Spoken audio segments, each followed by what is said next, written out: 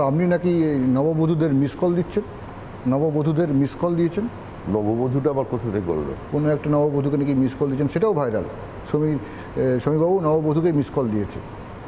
নববধূকে miss call দিয়েছি মানে membership করানোর জন্য? সেটা তো আপনি বলবেন কি করেছেন। না না, আমি তো মিস কল দিয়েছি যারা বিয়ের পিড়িতে যখন বসছে, আমাদের মেম্বারশিপ অভিযান চলছিল, আমি গিয়ে তাদের তো ফোন করে এসেছি, আমি তাদের তো মেম্বারশিপ করিয়েছি। নতুন বধূ মালা দিচ্ছে বরকে, আপনার মিস কল পেয়ে বিজেপিতে চলে এলো? না, মালা দিচ্ছে মিস কল করে যায়নি, একদম পরিচ্ছন্নভাবে সুন্দরভাবে। তিনি এখন আবার বিদেশে চলে গেছেন, অত্যন্ত মেধাবী ছাত্রী। তাকে আমি গিয়ে একদম গায়ে হলুদ যখন হচ্ছিল তখন মেম্বার করিয়েছি। গায়ে হলুদের সময় মিস কল দিয়েছেন? হ্যাঁ, মিস কল দিয়েই তো মেম্বার হতে হয়। আমি মিস কল দিইনি। মিস কল আমি দিলে মেম্বারশিপ হবে না, সে মিস কল দিয়েছে বিজেপিকে। মিস কল দেওয়ার জন্য আবেদনটা আমি করেছি। সুতরাং আমাদের যে নির্বাচনী, আমাদের যে মেম্বারশিপের প্রক্রিয়াটা কি, যে আমাদের সাপোর্ট বেসটাকে একদম সরাসরি আমাদের মেম্বারশিপ বেসটা কনভার্ট করা। বাংলার মুসলিমরা কনফিউজড। একদিকে বাংলার মুসলিমদেরকে বোঝানো হচ্ছে বিজেপি এলে তাদের ঘাড় ধাক্কা দিয়ে বের করে দেবে, এবং তুমি এমন এক রাজ্যের রাজ্য সভাপতি, একটি শাসক দল হওয়ার দিকে এগোচ্ছে বলে মনে করা হচ্ছে, সেখানে 30 বা 35%, 40%ও হতে পারে মুসলিম পপুলেশন। তাদের বাদ দিয়ে যোগী আদিত্যনাথও পলিটিক্সটা করতে পারেনি উত্তরপ্রদেশে, তাদের পপুলেশন কম। বাংলায় মুসলিমদের বাদ দিয়ে হিন্দুর দল শুধু বিজেপি হতে চলেছে। প্রথম কথা, আমি একটা অন্য উত্তর দিই। একজন সাংবাদিক প্রশ্ন করেন, প্রায় 7 বছর মুখ্যমন্ত্রী হয়ে গেলেন, আপনি গুজরাটে মুসলমানদের জন্য কি করেছেন, তাদের আর্থসামাজিক উত্তরণের জন্য আপনি কি করেছেন? তো নরেন্দ্র মোদী তার উত্তরে বলেন, আমি কিচ্ছু করিনি, আমি মুসলমানদের জন্য কিচ্ছু করিনি, এবং আমি হিন্দুর জন্যও কিছু করিনি। আমি যেটা করেছি সেটা 6 কোটি গুজরাটবাসীর জন্য করেছি। তো আমাদের কাছে 30%, 40%, 60% নয়, আমাদের কাছে পশ্চিমবঙ্গবাসী। 2021 সালে যে সংখ্যালঘু অল্প হলেও মানুষজন বিজেপি করেছিলেন, বিজেপির পতাকা নিয়েছিলেন, তারা কি ধরনের অত্যাচারের শিকার তারা হয়েছে, কতগুলো তাদের মানুষ খুন হয়েছে। 1, 2 হলো, যদি মুসলিমরা মনে করেন আমরা একটাও ভোট বিজেপিকে দেব না, আমরা তৃণমূলকেই জেতাবো, তারপরেও কিন্তু বিজেপি ক্ষমতায় আসবে। বরঞ্চ সেই মুসলমানরা এই মানসিকতা যারা তৈরি করছেন, তারা একবার ডেমোগ্রাফিটা দেখে নিন। আসামের বিজেপি ক্ষমতায় ছিল, বিজেপি ক্ষমতায় আছে, এই যে নির্বাচন হচ্ছে না, এতেও বিজেপি ক্ষমতায় আসবে, বিজেপিকে হারাতে পারবে না ওখানে। আর আমরা মুসলিমদের কাছে গিয়ে বলছি, ভারতীয় মুসলমান যারা দেশটাকে নাপাক বলেনি, যারা দেশটাকে দারুল হার্ব বলেনি, দেশটাকে নিজের দেশ বলে মনে করে, যারা পাকিস্তান ক্রিকেট খেলায় জিতলে বাজি পোড়ায় না, যারা এখানে স্কুলের দেওয়ালে পোস্টার লাগায় না যে মূর্তি পুজো বন্ধ করো, সরস্বতী পুজো করতে দিলে আমাদেরও এখানে নবী দিবস করতে দিতে হবে, এই ধরনের মুসলমানের বিরোধী বিজেপি নয়। আমরা চাইছি তারা সমাজের মূল স্রোতে ফিরে আসুক। আপনি একটা আমার কথার উত্তর দিতে হয়, আপনারা এই যে যারা এই রোজ আপনারা সন্ধ্যা হলেই টিভি চ্যানেলে দেখান ফিরহাদ হাকিম বিবৃতি দিচ্ছেন, যেখানে তিনি হঠাৎ দাওয়াতে ইসলাম বলছেন, ওগুলো ঠিক আছে, ওটা ওনার ধর্মীয় ব্যাপার, আমি তো আঘাত দিচ্ছি না। তো ওনার মেয়েরা কোন স্কুলে পড়েছে? জাভেদ খানের ছেলে মেয়ে কোন স্কুলে পড়েছে? কনভেন্টে। যত এখানে এই ধরনের মানুষজন আছেন যারা বিজেপিকে আক্রমণ করেন, তাদের আগে মুসলমানদের চিনতে হবে।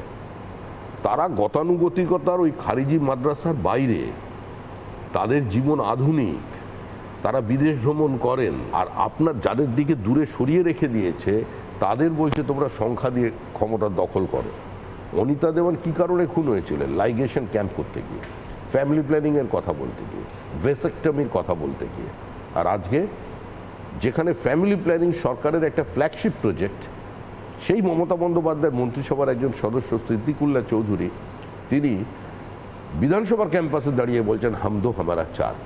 তো এটা কোনো সুস্থ ব্যবস্থায় কাম্য? গ্রাম বাংলায় যাবেন, লেখাপড়া জানা উচ্চবিত্ত, তারা একটাকে দুটো সন্তান নেয়। আর সাধারণ বা নিম্নবিত্ত পরিবার, তারা 3টে 4টে 5টাও হয়, হিন্দু হোক মুসলমান। হামদো হামারা চারের এটা হলো আপনার তার বিশ্লেষণ। আপনারা ভোট না দিলেও পশ্চিমবঙ্গে পরিবর্তন করে দেবে মানুষ, কিন্তু তখন কিন্তু মানে আফসোস করবেন না। আমাদের কাছে যখন একজন মুসলমানের নাম বলতে না, থ্রেট কেন হবে? আফসোস করবেন না যে আমি এটা ভালো পরিবর্তন নিজেকে সামিল করতে পারিনি। একবার গুজরাটের মুসলমান, উত্তরপ্রদেশের মুসলমান, মধ্যপ্রদেশের মুসলমান, তাদের অর্থনৈতিক অবস্থাটা দেখুন, আর একবার পশ্চিমবঙ্গের মুসলমান, মুর্শিদাবাদ মালদার অর্থনৈতিক অবস্থা দেখুন। আরে যেখানেই নির্মীয়মান বাড়ি ভেঙে পড়ছে তার তলায় মুর্শিদাবাদের মুসলিম শ্রমিক, পরিযায়ী শ্রমিক। টানেলের মধ্যে আটকে পড়ছে, সেখানেও বাঙালি। তাহলে বাঙালি কি? বাঙালি হচ্ছে 18,000 টাকা মাইনে চাকরি করা ইঞ্জিনিয়ার, আইটি মজদুর, আর বাইরে রাজমিস্ত্রি, তারা ওখানের মজদুর। বাঙালির এটাই এখন পরিচিতি, আর এই পরিচিতির বাইরে আমরা নিয়ে আসতে চাই। আপনার এখানে সুস্পষ্ট শিল্প জমি নীতির পরিবর্তন করতে হবে, কৃষককে শিল্পে অংশীদারিত্ব দিতে হবে, পশ্চিমবঙ্গের আইন শৃঙ্খলার ব্যবস্থা উন্নতি করে এটাকে ইনভেস্টমেন্ট ফ্রেন্ডলি স্টেট বানাতে হবে। ডেস্টিনেশন বেঙ্গল শুধু স্লোগান নয়, সেটাকে কাজে লাগাতে হবে।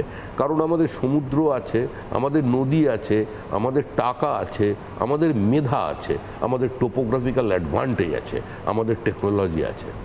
তো সুতরাং আমরা কেন গুজরাটের ইকোনমির সঙ্গে কম্পিট করতে পারবো না?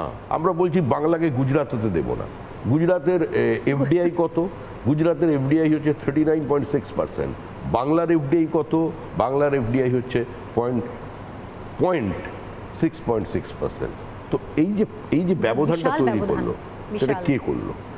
মোটামুটি বালি তুলতে তুলতে তো যে অবস্থা করে দিয়েছে, নদীর গতিপথ বদলে গেছে উত্তরবঙ্গে। আর উত্তরবঙ্গ তো সম্পূর্ণ বিচ্ছিন্ন, বঞ্চিত উত্তরবঙ্গ, অবহেলিত উত্তরবঙ্গ, পিছিয়ে পড়া উত্তরবঙ্গ। এ তো আমি যবে থেকে রাজনীতিতে আছি তবে থেকেই শুনছি। আগে বামপন্থীরা বলতেন, তখন কংগ্রেস বলতো, আমরাও বলতাম, তারপরে তৃণমূল কংগ্রেস হলো, তারাও বললেন। মুখ্যমন্ত্রী এসে একটা ঐতিহাসিক একটা পদক্ষেপ নিলেন, খুব ভালো। উত্তরকন্যা, ওনার একটা কবি মন আছে, নামটামগুলো ভালো দেন উনি সব জায়গায়। উত্তরকন্যা হয়ে গেল। তিনি বলে দিলেন এখানে মন্ত্রীরা আসবেন, সেক্রেটারিরা আসবেন নিয়ম করে, কাউকে আর কষ্ট করে কলকাতায় আসতে হবে না। কিন্তু উত্তরবঙ্গের বাজেটারি অ্যালোকেশন কত? ও তো জল গরম হয় না। একজনও তো উত্তরবঙ্গের মন্ত্রী দাঁড়িয়ে বলেন না যে ভাই এটা যে টাকাটা আপনি দিচ্ছেন বাজেট বিতর্কে, এটা পর্যাপ্ত নয়, বাড়াতে হবে। ওখানে আমি মন্ত্রী ছিলাম যখন দেখেছিলাম, গৌতম দেব ছিলেন, একবার উঠেছিলেন, মিথ্যা কথা বলবো, একটু বাড়লে ভালো হয়, মানে এরকম টাইপের কথা বলতে পারছেন, জোর করে বলতে পারছে না, ক্ষমতা নেই। এবারে আপনি একবার দেখুন বাজেটারি অ্যালোকেশন যেটা, সেটা সর্বাধিক ব্যয় হয়েছে কত? এক বছর একবারই হয়েছে, যেদিন থেকে উত্তরকন্যা তৈরি হয়েছে, 41%। তারপরে 23 থেকে 24%-এর মধ্যে ঘোরাফেরা করছে। ওখান থেকেও টাকা সাইফন অফ করে অন্য জায়গায় চলে যাচ্ছে। নানা ধরনের কন্টেন্ট দেখার জন্য লাইক করুন, শেয়ার করুন আমাদের ফেসবুক পেজ, সাবস্ক্রাইব করুন আমাদের ইউটিউব চ্যানেল। পাশাপাশি অন্যান্য ব্রেকিং নিউজের জন্য অবশ্যই চোখ রাখুন রিপাবলিক বাংলায়।